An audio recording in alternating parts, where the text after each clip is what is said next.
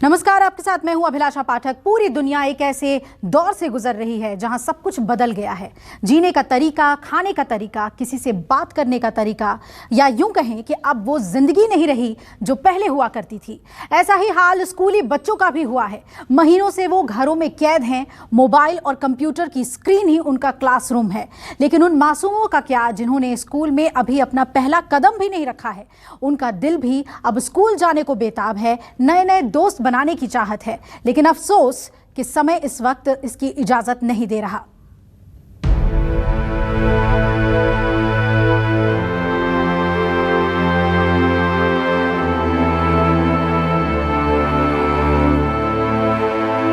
School खुलवा दो।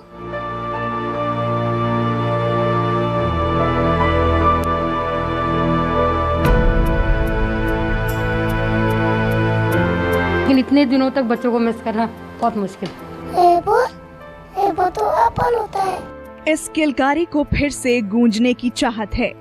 इनकी मासूमियत फिर से चहकने को आतुर है।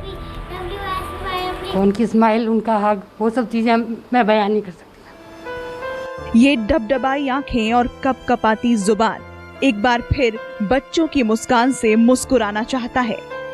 मोदी जी, हमें प्लीज स्कूल जाना है। मुझे पहनने हैं न्यू कपड़े। प्लीज स्कूल खुलवा दो। अब ये अपने आंगन से निकलना चाहते हैं। इन्हें अपने नए दोस्तों की तलाश है। ये उनके साथ हंसने, खेलने और गाने को परेशान हो रहे हैं। बच्चे हमारे पार्ट हैं, हमारे जीवन का। आते जाते रहते हैं 4 इयर्स में, लेकिन इतने दिनों तक बच्चों को मिस करना बहुत मुश्किल है। इनके लिए बच्चे जिगर के टुकड़े से कम नहीं हैं। जिस आंगन में एक मासूम हंसता है तो पूरा घर खुशियों से भर जाता है। भला जहां ऐसे कई मासूमियत एक साथ हंसती खेलती हो, तो सोचिए वहां का माहौल कैसा होता होगा। Good morning. How are you? 1 2 3 4 5 6 7 8। 16 महीने पहले तक की ये तस्वीरें हैं, जहां नन्ही मुस्कान है, मासूमों की तोतली बोली है, नन्हे नन्हे पैरों से उछल कूद वाली तस्वीरें हैं। यहाँ हर वो बात है जिससे यहाँ का वातावरण गुलजार हो रहा था। कोई कितने भी गम में क्यों न हो, लेकिन इनके बीच आते ही इनके रंग में रंग जाता।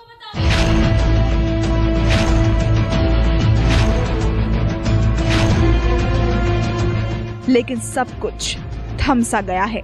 कोरोना ने ऐसा ग्रहण लगाया कि सब कुछ खत्म कर दिया।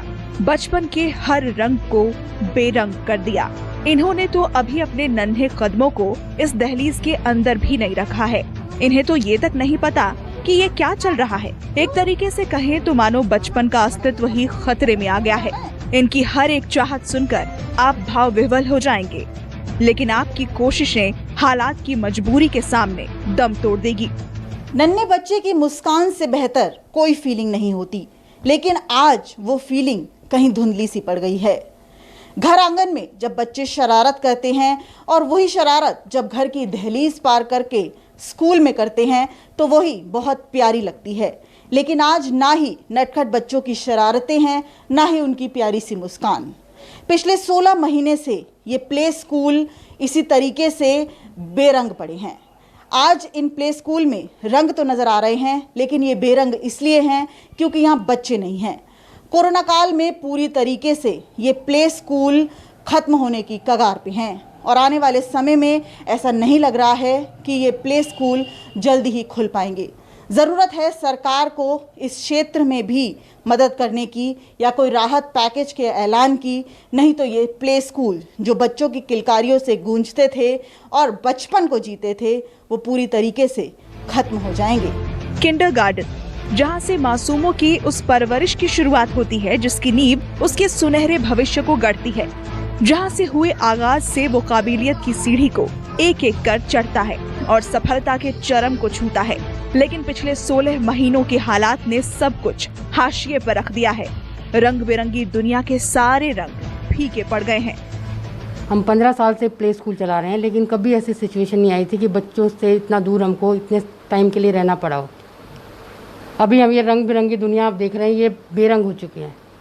अब यकीन नहीं मानेंगे कि बच्चों के बिना ये भी सब सूना सूना लगता है, खाली लगता है। बच्चे हमारे पार्ट हैं हमारे जीवन का, आते जाते रहते हैं 4 ईयर्स में, लेकिन इतने दिनों तक बच्चों को मिस करना बहुत मुश्किल है। ये एक प्ले स्कूल चलाती हैं, साथ साथ एक माँ भी हैं। इनके आंगन में 15 सालों से न जाने कितने बच्चों की किलकारी गूंज रही थी। उनके बीच इन्होंने फिर से अपना बचपन जिया। उनकी तोतली बोली के साथ खुद को भी उसी रूप में ढाल लिया, लेकिन इनके आंसू हर दर्द को बयां करने के लिए काफी है। कोरोना ने हर उम्मीद को जैसे खत्म सा कर दिया है। इन वुडन ब्लॉक से बच्चे नंबर्स और अल्फाबेट्स ही नहीं, जिंदगी का एक एक पड़ाव भी पार करते थे। कोरोना काल में हमने और आपने, तमाम लोगों ने बहुत सी चुनौतियों का सामना किया है, लेकिन इस ब्लॉक से बच्चे एक एक जिंदगी का जो पड़ाव पार करते थे, आज वो पहले पड़ाव पर ही ठहर गए हैं। ऑनलाइन क्लासेस बेशक बच्चों को पढ़ा जरूर रही हैं, लेकिन उससे उनका मानसिक विकास कहीं ठहर सा गया है। कैमरामैन दीपक शर्मा के साथ दिव्या अग्रवाल, दिल्ली न्यूज़ 24। घर में माँ बाप बच्चों की पढ़ाई के लिए फिक्रमंद, स्कूल चलाने वाले परेशान, पढ़ाने वाले टीचर्स के लिए तो घर चलाना भी मुश्किल हो गया है। कोरोना काल ने इंसान को परेशानियों के चक्रव्यूह में डाल दिया है, जिससे उबर पाना इतना आसान नहीं लग रहा। हालात ऐसे हो गए हैं कि कई प्ले स्कूल्स में ताले लग गए हैं। कहीं स्कूल की बिल्डिंग में रोजी रोटी चलने के लिए कोई और व्यवसाय चलाया जा रहा है, जिससे कुछ खर्च निकल सके। कुल मिलाकर ये कि जिंदगी बड़ी मुश्किल से कट रही है। मोदी जी हमें प्लीज स्कूल जाना है, मुझे पहनने हैं न्यू कपड़े, प्लीज स्कूल खुलवा दो। ये 4 साल की शायला है। इसने अभी तक स्कूल की दहलीज में पहला कदम भी नहीं रखा है। बावजूद इसके तोतली बोली ने इसकी दिल की बात को बयां कर दिया। ये देश के प्रधानमंत्री से स्कूल खोलने की अपील कर रही है। इसकी चाहत है कि ये नए नए कपड़े पहनकर अपने दोस्तों के साथ स्कूल में खेले कूदे, लेकिन अभी ये घर की 4 दीवारी में रहने को मजबूर है। ये डांस करना जानती है, मोबाइल पर गेम खेलना जानती है, लेकिन इसने अभी तक अक्षर को पहचानना भी नहीं सीखा है। ऐसे में बच्ची की माँ को फिक्र सता रही है। अब तक खुले ही नहीं स्कूल, उसका बिल्कुल समझ लो फ़ोन में लगी रहती है हर वक्त, कितना ही मना कर दो, लेकिन अब बच्चा क्या देख रहा है क्या नहीं देख रहा हमें क्या पता। ऑनलाइन पढ़ाई कर नहीं सकती है भी, ये घर में नहीं टिक के बैठती तो ये ऑनलाइन क्या पढ़ेगी। तो बहुत ही परेशानी है। अगर ये स्कूल खुल जाए तो थोड़ी तो राहत होगी बच्चों के लिए, कुछ टाइम के लिए टीचर के साथ रहेंगे, थोड़ा तो चेंज होंगे। गुरु की क्या अहमियत होती है वो इस माँ ने भली भांति समझा दिया। इसकी लाख कोशिशें भी बच्ची को अक्षर का बोध नहीं करा पा रही हैं। ये नयन है, इसकी किस्मत का खेल देखिए कि कोरोना ने इसकी माँ को इससे छीन लिया है। इसे ना तो माँ का आंचल नसीब है और ना ही माँ की वो बोली जिसमें वो इसे अक्षर ज्ञान कराती। इस मासूम को तो ये भी नहीं पता कि इसकी माँ अब इस दुनिया में नहीं है। ये आज भी उसका इंतजार ये सोच कर रही है कि वो डॉक्टर की दवाई लेकर घर आएगी और इसे प्यार करेगी। बेटा मम्मी कहाँ गई हुई है? डॉक्टर के। कब आएगी? डॉक्टर के कब आएगी? दवाई लेके। हाँ, फिर उम्मी को क्या देगी? दूध। ठीक है। मासूम की परवरिश की जिम्मेदारी इस बूढ़ी दादी पर है, जो इसके भविष्य को लेकर परेशान है। एक तो बच्चों का स्कूल बंद है, ऊपर से इन्हें ये चिंता खाई जा रही है कि इसको काबिलियत की राह पर कैसे लाएं। कोरोना काल में तो जो कुछ हुआ है हमारे साथ तो बहुत ही बुरा हुआ है। अब जो है इस बच्चे की माँ थी, मेरी बहू थी, 2 दिन की बीमारी में हफ्ते भर में चली गई। अब माँ होती तो अपने बच्चों को सिखाती भी, सब काम करती। अब मैं कितने दिन की हूँ, कौन इसका करेगा आगे। माँ बाप की परेशानी अपने बच्चों की पढ़ाई को लेकर है, तो इससे इतर उन टीचर्स का हाल बेहाल है जो प्ले स्कूल के भरोसे अपने घर की रोजी रोटी चला रहे थे। प्ले स्कूल में ज्यादातर लड़की या महिला टीचर होती हैं, जो अपनी कमाई से या तो पिता का भार कम करती हैं या फिर पति के साथ घर के खर्चे का बोझ साझा करती हैं। लेकिन इनके लिए अब घर चलाना भी मुश्किल हो गया है। हमने सोचा ज़्यादा काम करते हैं, लेकिन फिर स्कूल ही ओपन नहीं हुए, और जब ओपन हुए तो ये वाली परेशानी हो रही है कि बच्चे नहीं आ रहे और फीस का भी मसला हो रहा है। मैं भी बस थोड़े टाइम से ही कमा रही हूँ, वरना तो पापा ही कमाते थे। फाइनेंशियल भी बहुत प्रॉब्लम्स आ रही हैं। क्लास में अगर 30 की स्ट्रेंथ है हमारी तो 10 पेरेंट्स भी हमें फ़ीस देने के लिए मतलब वो नहीं एग्री नहीं करते। ये अंजू हैं। इनका घर भी प्ले स्कूल के भरोसे ही चल रहा था। ये घर में अकेली कमाने वाली हैं। इनके पति इस दुनिया में नहीं हैं। ऐसे में इनके लिए मुश्किलों का पहाड़ खड़ा हो गया है। मैं अकेले ही कमाने वाली हूँ और जिसमें कि मेरे हस्बैंड भी नहीं हैं और 2 बेटियाँ हैं, मेरी सासू माँ हैं, मेरी नंद की लड़की भी यहीं रहती है। तो हमें इतनी दिक्कतों का सामना है कि और मतलब इवन यहाँ तक की ट्यूशन भी नहीं, कोई भी नहीं आता। 15 सालों से ये प्ले स्कूल चला रही हैं, लेकिन पिछले 16 महीनों ने इनकी जिंदगी को अनट्रैक कर दिया है। इनके लिए अब ऐसी हालत में स्कूल को बचाए रख पाना भी मुश्किल हो रहा है। न तो किराए का जुगाड़ हो पा रहा है और न ही अपने यहाँ काम करने वाले स्टाफ की सैलरी के लिए कुछ कर पा रही हैं। ये सरकार की तरफ आस लगाकर बैठे हैं कि कोई मदद मिल जाए तो फिर से अपनी जिंदगी को पहले जैसे जी पाएं। हम लोगों ने अपना सेटअप भी चेंज करना पड़ा फाइनेंशियल प्रॉब्लम की वजह से, रेंट नहीं दे पाने की वजह से। तो आप ये मानिए कि परेशानियाँ बहुत ज़्यादा हुई। फाइनेंशियल क्राइसिस बहुत ज़्यादा हुआ है स्कूलों के लिए, प्ले स्कूलों के लिए स्पेशली, क्योंकि उनको अपने खर्चे बेयर करने मुश्किल हो रहे हैं। रेंट है, हाउस रेंट, सब कुछ है, सार EMI सब कुछ। मेन तो स्टाफ की सैलरी का इशू है ma'am. We are not able to pay that thing also. Bharat में स्कूली बच्चों की संख्या 33 करोड़ के करीब है, जो भारत की कुल जनसंख्या का 19.29% है।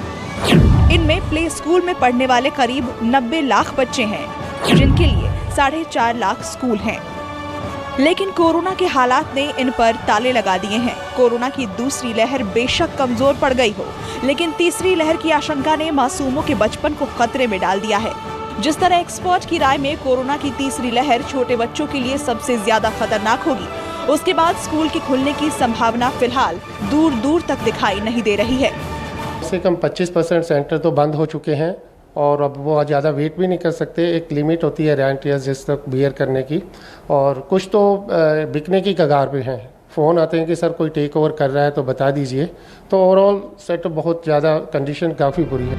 कुछ एक जगह इन बच्चों के लिए ऑनलाइन क्लासेस की शुरुआत की गई, लेकिन हमेशा उछल कूद करने वाले नन्हे परिंदों को मोबाइल या लैपटॉप की स्क्रीन के सामने बांध पाना नामुमकिन काम है।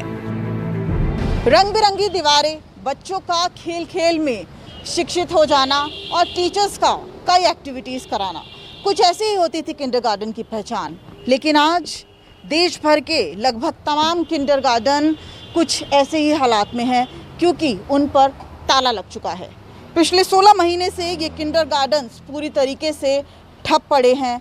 आर्थिक संकट और ऑनलाइन क्लासेस का भी प्ले स्कूल में सफल ना हो पाना, ये 2 बड़े फैक्टर्स हैं जो कि किंडरगार्टन या प्ले स्कूल को सक्सेसफुली नहीं खोल पा रहे हैं। ज़रूरत है सरकार को इस फील्ड के लिए भी किसी तरह के कोई आर्थिक पैकेज का ऐलान करने की, जिससे कि प्ले स्कूल के माध्यम से जुड़े तमाम शिक्षक, स्टाफ और बच्चे एक बार फिर से चहक सकें। कैमरामैन दीपक शर्मा के साथ दिव्या अग्रवाल, दिल्ली, न्यूज़ 24। नमस्कार, मैं हूं मानक गुप्ता। अगर आपको हमारा ये वीडियो पसंद आया हो तो इसे लाइक और शेयर जरूर करें, और हाँ, हमें सब्सक्राइब और फॉलो करना ना भूलें, ताकि आप देश और दुनिया की कोई खबर मिस ना करें। चाहे कोई ब्रेकिंग न्यूज हो या कोरोना वायरस से जुड़ी कोई भी अपडेट, पॉलिटिक्स हो या आपकी जेब से जुड़ी कोई खबर, इलेक्शन की कोई न्यूज हो, कोई कंट्रोवर्सी हो या फिर कोई वायरल वीडियो, सब कुछ मिलेगा न्यूज़ 24 पर। तो जुड़े रहिए हमारे साथ और देखते रहिए न्यूज़ 24।